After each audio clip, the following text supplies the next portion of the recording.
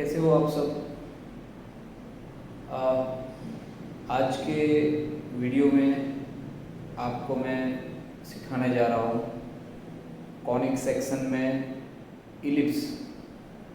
Ellipse majorly 3 तरीके से बनते हैं, जिसमें एक होगा रेक्टेंगल मेथड, दूसरा होगा कॉन्सेंट्रिक सर्कल मेथड और तीसरा होगा आर्क ऑफ सर्कल मेथड। तो डियर लर्नर्स, आप सबको फिर से एक चीज़ यही बोलूँगा कि आप स्केच बुक और सारे ड्राइंग इंस्ट्रूमेंट साथ में लेके बैठिए और जिस तरह से मैं आपको समझा रहा हूँ आप वीडियो को पॉज करते करते चीज़ों को सीखते जाओ। पता भी नहीं चलेगा पूरा सिलेबस कब ख़त्म हो जाएगा। कभी कभी वीडियो थोड़े लंबे हो जाते हैं, पर उसका रीज़न यही है कि भाई जिस तरह से मैं क्लास में पढ़ा था उसी तरह से पढ़ाता था, उसी तरह से मैं पढ़ाने की कोशिश कर रहा हूँ और मैं कोशिश करूँगा कि आने वाले वीडियोस शॉर्ट और अच्छी तरह से पूरा मैं जो समझाना चाहता हूँ पूरा उसके अंदर आ जाए। तो आप सेम वे मुझे सिर्फ आपको मुझे सिर्फ फॉलो करते रहना है। जिस हिसाब से मैं ड्रॉ कर रहा हूँ आप उस हिसाब से ड्रॉ करिएगा। मैं इतना श्योर हूँ आपके बहुत ही अच्छे नंबर्स आने वाले हो। आप इंडिया में कहीं पे भी इंजीनियरिंग फर्स्ट ईयर में कर रहे हो, जिसमें फर्स्ट ईयर का डिप्लोमा हो या इंजीनियरिंग हो, ये सब्जेक्ट कॉमन रहेगा जो आपको लर्न समझने में बहुत ही आपको इजी हो जाएगा। और इस वीडियो को आप अपने और दोस्तों के साथ शेयर कीजिएगा जो फर्स्ट ईयर में अभी एडमिशन ले रहे हैं या ले चुके हैं। चलिए मैं मेरा कंटेंट स्टार्ट करता हूँ। Let's go. तो सबसे पहले इलिप्स में हम मेथड जो सीखने जा रहे हैं उसका क्वेश्चन कुछ इस तरह से आ सकता है। Question, draw an ellipse by rectangle method. इसमें ऑब्लोंग मेथड भी पूछ सकते हैं। रेक्टेंगल मेथड और ऑब्लोंग मेथड एक ही बात होगी, जिसमें बोला जाएगा मेजर एक्सिस आपको लेनी है 120 mm एंड माइनर एक्सिस आपको लेनी है 80 mm। वैसे इलिप्स का सिंपल मैं समझा दूँ, अगर फाइनल फिगर देखेंगे तो इलिप्स कुछ ऐसे बनने जा रहा है ना। तो मेजर एक्सिस क्या होता है, वो मैक्सिमम पॉइंट हो जाएगा, यानी इलिप्स के मैक्सिमम एंड और ये मिनिमम। तो आप समझ लीजिए ये आपका यहाँ मेजर एक्सिस और माइनर एक्सिस है। तो ये 4 पॉइंट यहाँ से आपको राइट एंगल पर तो होंगे, बाकी सारे पॉइंट्स आपको प्लॉट करने रहेंगे रेक्टेंगल मेथड से और आपको इलिप्स कंप्लीट करना रहेगा। तो ये सिंपल मैंने बताया कि मेजर एक्सिस और माइनर एक्सिस क्या होता है।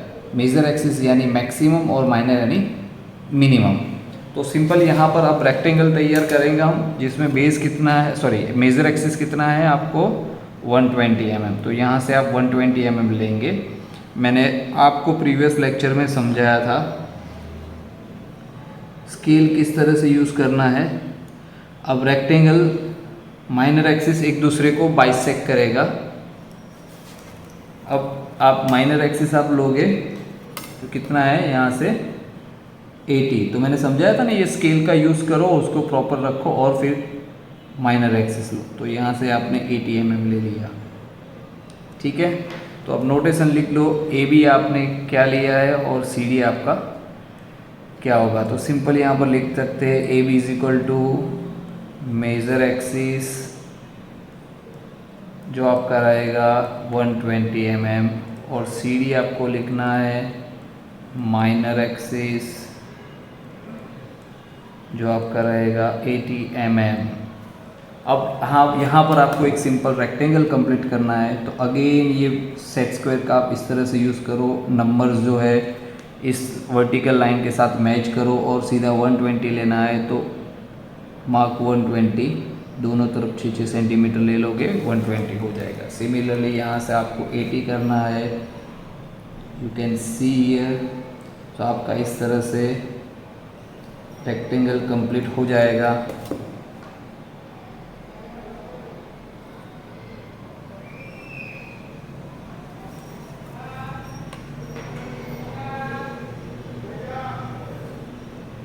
तो ये आपका यहाँ पर रेक्टेंगल बन चुका है।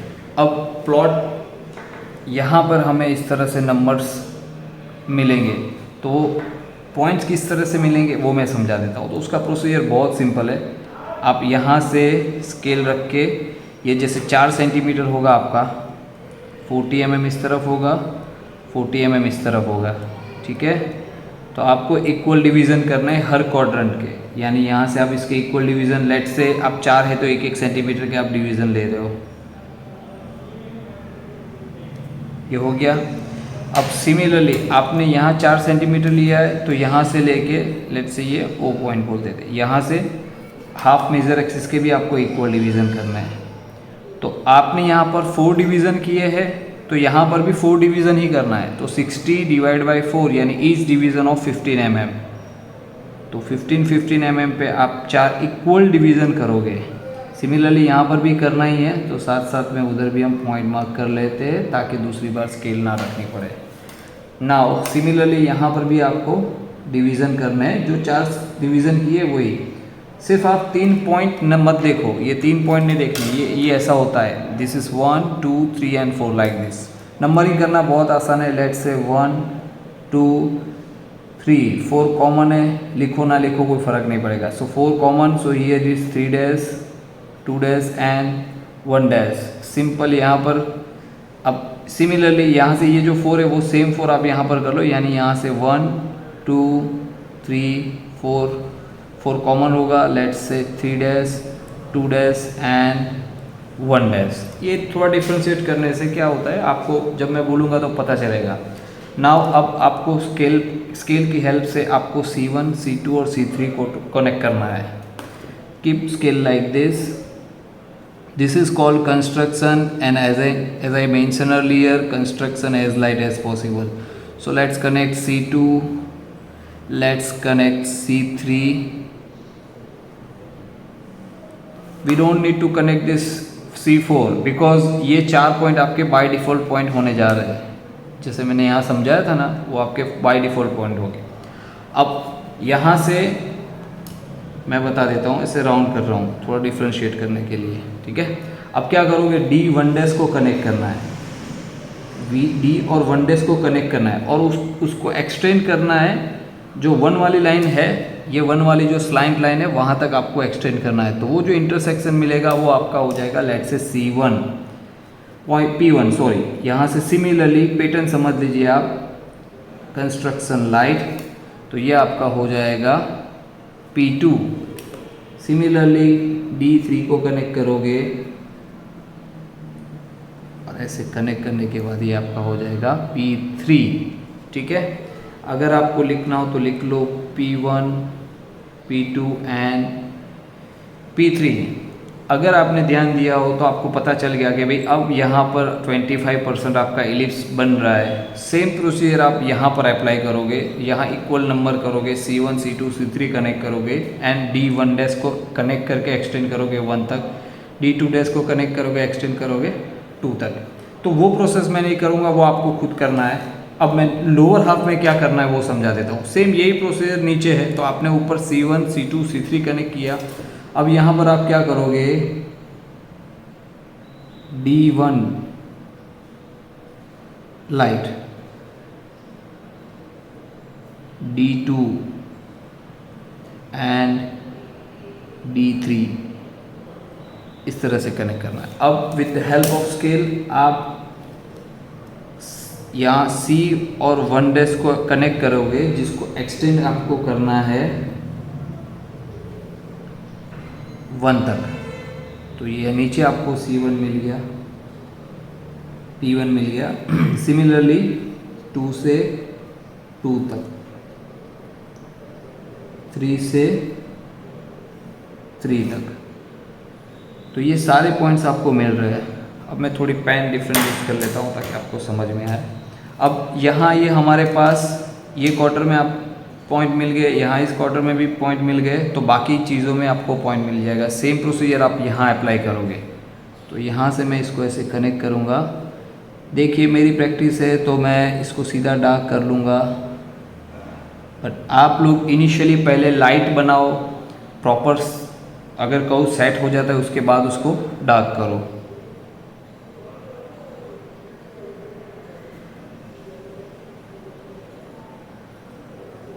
Just like this.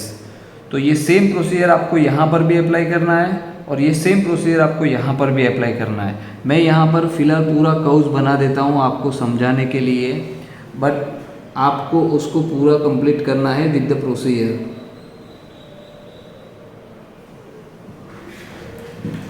आपको इस तरह से प्लीज़ डायरेक्ट नहीं करना है, आपको समझना है पूरा कंस्ट्रक्शन, आपको लाइट करना है और फिर कनेक्ट करना है। तो अल्टीमेटली इस तरह से आपको शेप मिल जाएगा और इसको बोला जाएगा इलिप्स बाय रेक्टेंगल मेथड। अब इसी के अंदर दूसरी एक मेथड है, उसको पैरेललोग्राम मेथड भी बोलते हैं, वो भी मैं यहाँ पर आपको बना देता हूँ। सेम चीज़ को दूसरी तरह से किस तरह जब पूछा जा सकता है, क्वेश्चन इस तरह से आएगा, या तो डायरेक्ट पूछा जाएगा draw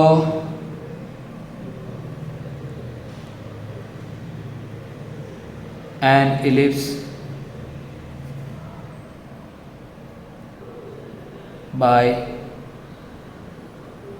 parallelogram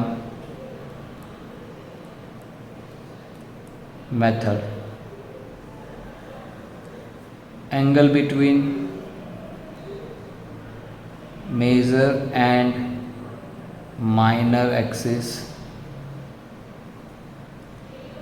60 degree, sorry, angle could be anything, है ना, ये एंगल कुछ भी हो सकता है, ठीक है। मेजर बोला जाएगा मेजर 120 mm, माइनर 80 mm। देखिए डेटा कोई भी हो सकता है, बट आपका जो मेन प्रोसीजर है वो सेम रहेगा। तो यहाँ पर दो सिम्प्टोरस यानी मेजर एक्सिस और माइनर एक्सिस के बीच में आपको एंगल दे दिया गया है। तो ये सिंपल आप क्या करोगे, जो आपने रेक्टेंगल में बनाया तरीका वही रहेगा। फ़र्क क्या है, रेक्टेंगल में ये 90 डिग्री पर बना है, यहाँ पैरेललोग्राम के अंदर आपको किस तरह से बनाना है वो मैं बता देता हूँ। यहाँ रफली मैं समझाऊंगा, अलग से नीचे एक क्वेश्चन आएगा उसको भी मैं फेयर करूँगा। लेट से ये मेजर एक्सिस हो गया और माइनर एक्सिस जो यहाँ हमने 90 डिग्री पे बनाया उसकी जगह पर आपको माइनर एक्सिस यहाँ से 60 के एंगल पे लेना है ना। फिर इसी लाइन को पैरेलल, सेम इसी लाइन को पैरेलल, इस तरह से आप पैरेललोग्राम कंप्लीट करोगे और रेस्ट प्रोसेस सेम रहेगा, ठीक है। इसके इक्वल डिवीज़न करेंगे, इसके इक्वल डिवीज़न करोगे, वो सब कुछ जिसमें ये किया है उसी तरह से यहाँ पर अप्लाई करोगे। तो यहाँ आपको फाइनली प्रोसेस के बाद यहाँ पर इलिप्स बनता हुआ नज़र आएगा। अभी इसी पैरेललोग्राम को और कौन सी लैंग्वेज में पूछा जा सकता है और कौन सी लैंग्वेज होगी वो मैं समझा देता हूँ। तो सिंपल यहाँ पर क्वेश्चन ऐसा वो पूछा जा सकता है, let's say triangle PQR where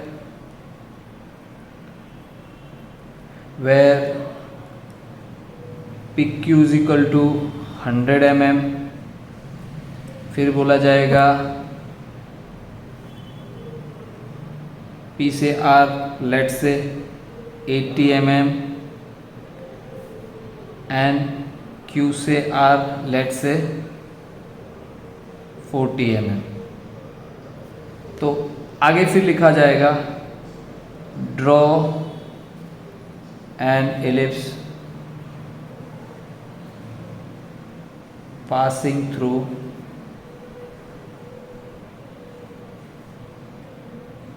point PQR। अब देखिए PQR की जगह पे ट्राइंगल ABC भी हो सकता है, फिर उस हिसाब से AB इतना है, AC इतना है और BC इतना है। ये नोटेशन कोई भी वो ले सकते हैं, उससे फ़र्क नहीं पड़ेगा, पर ये लैंग्वेज हमें समझनी है। अब क्या है, यहाँ पर आपके पास ट्राइंगल के 3 जो एजिस है उसके मेजरमेंट दे दिए गए हैं और एंगल नहीं दिया है, तो यहाँ इनडायरेक्टली बनेगा पैरेललोग्राम मेथड से ही ये सॉल्व करेंगे, पर इसमें डायरेक्ट नहीं बोला है, इनडायरेक्टली बोला गया है। एनीवे हम वो जिस हिसाब से उन्होंने मांगा है हम उसको सॉल्व करेंगे, कोई इश्यू नहीं है। सो हियर इज़ जो सबसे बड़ी लेंथ होगी, लेट से 100, सबसे बड़ी लेंथ क्या है 100, तो 100 को पहले यहाँ से ले लेंगे स्केल से 100 mm यानी 10 centimetre. So you right over here P and Q। अभी यहाँ से सेंटर पॉइंट भी लेना है, ठीक है। अभी यहाँ फाइन हमें क्या करना है, पी क्यू तो मिल गया, आर पॉइंट फाइन करना है। तो ये छोटी छोटी चीज़ें हैं, आपने स्कूल लेवल पे डेफिनेटली आपने करी होगी। अब यहाँ क्या करना है, इस प्रोटेक्टर की ज़रूरत पड़ेगी भाई, प्रोटेक्टर साथ में ही रखना है। बहुत सारी चीज़ें प्रोटेक्टर्स में से ही आपको आने वाली है, ठीक है। यहाँ पर लीड ख़त्म हो गया है, एनीवे फटाफट डाल देते हैं, हमारा समय ज़ाया ना हो।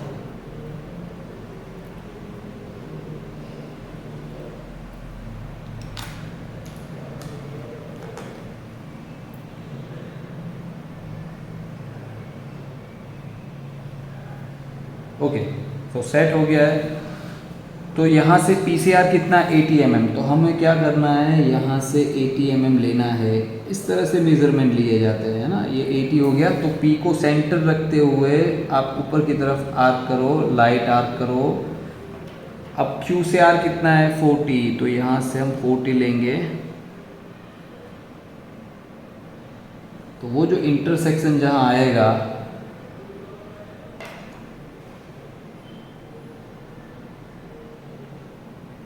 तो ये आपका पॉइंट क्या हो गया है,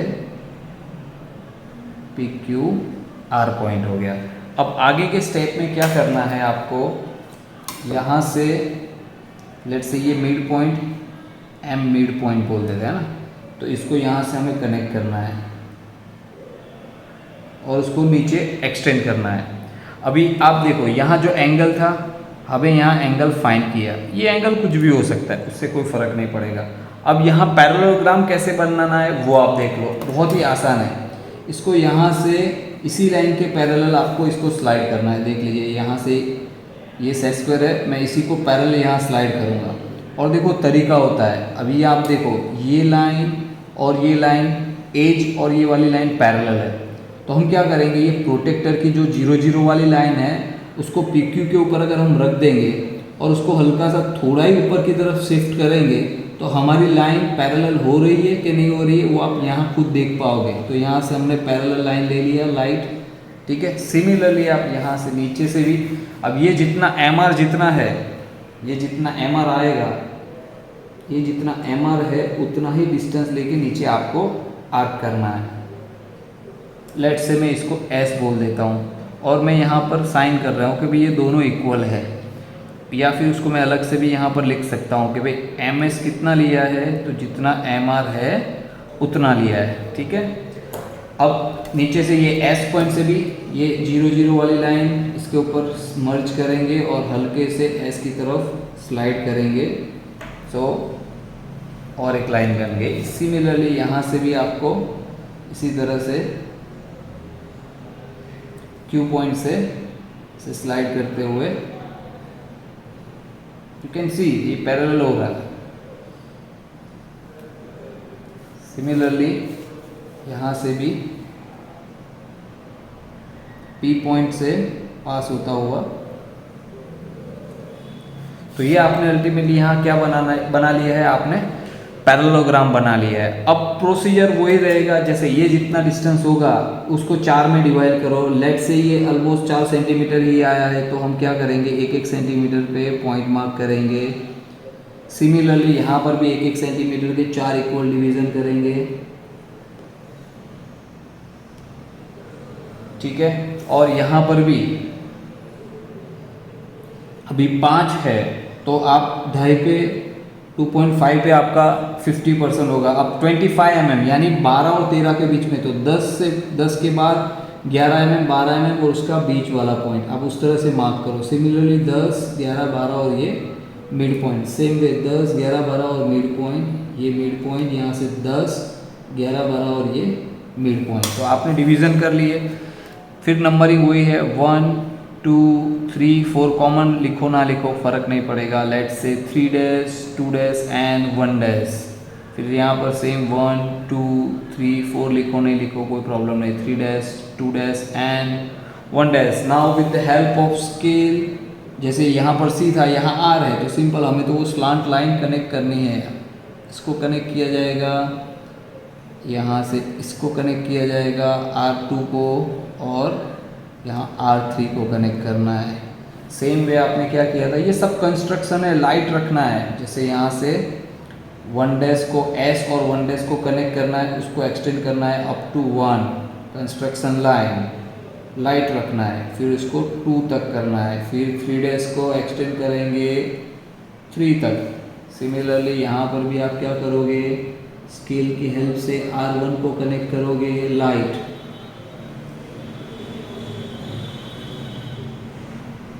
जस्ट लाइक दिस। साथ साथ में आप पूरा एक बार वीडियो देख लो और स्टेप बाय स्टेप आप बनाते जाओ, आपको कोई प्रॉब्लम नहीं आएगी। सिमिलरली क्या करोगे, S से 1 डैश एक्सटेंड करना है 1 तक, गुड, लाइक दिस। फिर सेम S 2 डैश को कनेक्ट करेंगे, एक्सटेंड करेंगे 2 तक, है ना। और यहाँ से 3 से कनेक्ट करेंगे, 3 डैश को कनेक्ट करेंगे और एक्सटेंड करेंगे अप टू 3, ठीक है। सो फाइनली ये आपके पास यहाँ पर पॉइंट्स मिलेंगे। अब देखो सेम नीचे प्रोसीजर भी उसी तरह से करना है। अभी चॉइस आपके ऊपर रहेगा, आपको इसको किस तरह से नीचे करना है नहीं करना है। बाकी उन्होंने तो बोला है पासिंग थ्रू पॉइंट PQR, तो इतने पॉइंट से अगर हम ये बना लेंगे तो ये हमारा सही हो जाएगा। और देखिए भी ये प्रीवियस के कंपैरिजन में थोड़ा आपको सर्कल टाइप का बनता हुआ नज़र आएगा, पर उससे हमें कोई लेना देना नहीं है। हमें तो जितना बोला गया है हम वो करेंगे। उन्होंने बोला है पासिंग थ्रू पॉइंट PQR, तो इस तरह से आपका इलिप्स बनना चाहिए।